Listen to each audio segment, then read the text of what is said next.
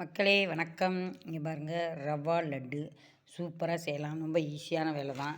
பாருங்கள், ரவையை ஃபஸ்ட்டு நல்லா வறுத்துடணும். வறுத்துட்டு கொஞ்சம் நெய்யை ஊற்றி நம்ம என்ன பண்ணணும், கிறிஸ்மஸ் முந்திரி தாளித்து அதை நம்ம அந்த ரவையில் போட்டுறணும். ரவை வறுக்கிறப்பே நம்ம ஜீனியும் அதுக்கு அளவான ஜீனியும் வறுத்துட்டோன்னு வச்சுக்கோங்க, சூப்பராக இருக்கும்.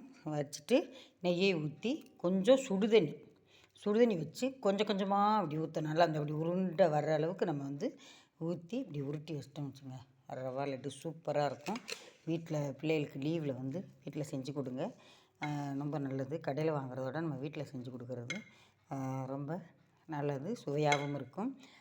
எங்கள் வீட்டுக்காருக்கு ரொம்ப பிடிக்கும். அவங்க இன்னைக்கு கேட்டாங்க, அதனால் அவருக்காக இந்த ரவா லட்டு செஞ்சுருக்கேன். நீங்களும் பாருங்கள், சாப்பிடுங்க, சந்தோஷமாக இருங்க. நன்றி, வணக்கம்.